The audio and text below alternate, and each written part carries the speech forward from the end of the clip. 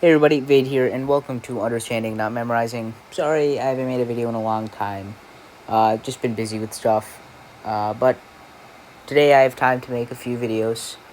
And I have decided that I'm just gonna skip like the whole intro and editing process and just like upload the raw file of me just solving the problem, just so that I can actually create more videos rather than focusing or wasting more time on the editing process. Because I think that the content matters more than the whole intro and all that stuff. So I'm just gonna go straight to it and begin here. So today I'm going to be proving the derivative of e to the x. Okay, so let's let f of x equal to e to the x. Okay, so if we want to find f prime of x, or the derivative uh, of f of x, it would be the limit as the change in x, or delta x, approaches 0 of f of x plus delta x minus f of x all over delta x. So this is nothing new here. This is just our limit definition of the derivative. But now we're just going to put it in terms of e to the x here. So we get the limit as delta x approaches 0 of e to the x plus delta x minus e to the x all over delta x. So what you see right here is, a sum. We have the base e here, and then we have in the exponent area the sum of x and delta x. So we know that that's the same as just the, two factors with the base e, of one being then, as you see here, e to the x times e to the delta x here. This is just our properties of exponents. And that minus e to the x all over delta x. So now we just have to acknowledge here that, right, we're taking the limit as delta x approaches 0. So all the, or here's how I think about it, like we have the e to the x here and the e to the x here. We can actually factor it out of the limit, because it's not the limit as x approaches 0, it's delta x approaches 0. And e to the x is not affiliated with delta x. So we'd have e to the x times the limit as delta x approaches 0 of e to the delta x minus 1 all over delta x. So now here I'm just going to write some notes to the side. So we can say here, let e to the delta x minus 1 equal to some variable n here. So if that's true, then delta x, right, would have to equal to then the natural log of n plus 1. Okay, so then we can say that as, right, delta x approaches 0, n must also approach 0, right? So with all these conditions defined here, we can say that this is the same as e to the x times the limit as n approaches 0 of n over the natural log of n plus 1. Okay, so now just a quick, word of caution here.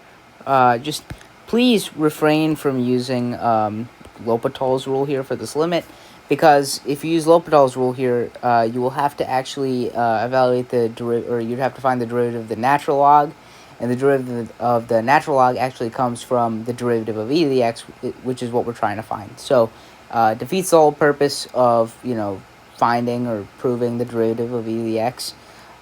So we are going to actually have to use some sort of algebraic technique to solve this without, using the derivative of e to the x. So what I would think of doing is getting this n to the denominator here. Okay. Getting this n to the denominator here. And what you'll notice here with the limit again is that's in the indeterminate form. Because you actually directly substitute 0 here.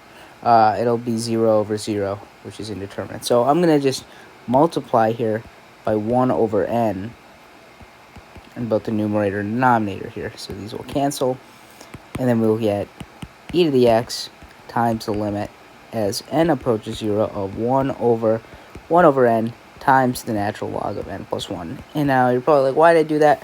Well, using our properties of logarithms, we can bring this to the exponent area. So we can rewrite it as e to the x times the limit as n approaches 0 of 1 over natural log of n plus 1 to the 1 over n.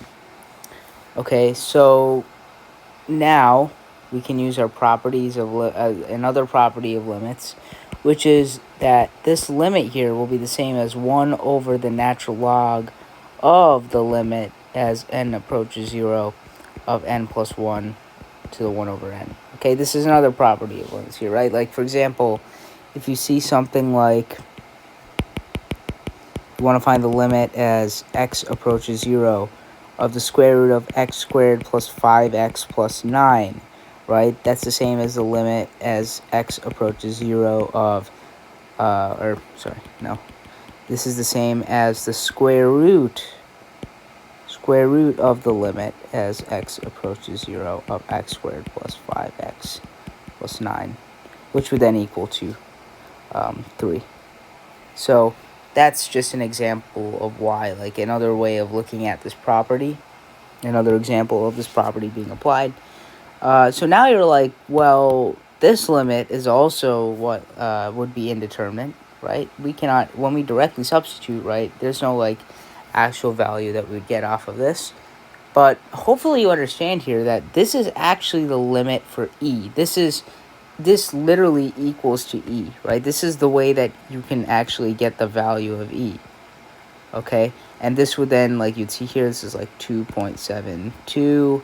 So this limit is, how you can actually derive e. It's one of the limits you can use to derive e. So we, acknowledging that here, we can rewrite it as 1 over the natural log of e, because this limit evaluates to e.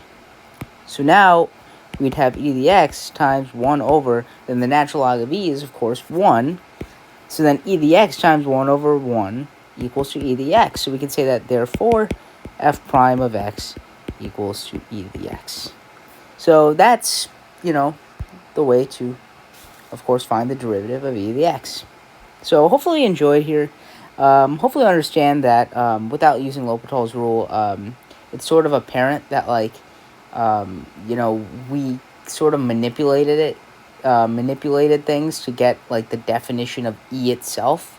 It's kind of nice, right? Like, we're finding the derivative of e to the x, but we actually have to think about what does e actually equal to, or how do we find e. So it's a really nice proof. This way of proving e is, the derivative of e is very nice. So yeah, let me know if you have any questions or suggestions in the comments below. And hopefully you understand why I'm not, like, going back to, or going to the format with, like, adding a whole intro and all that. I just want to make more videos. So yeah, see you in the next one.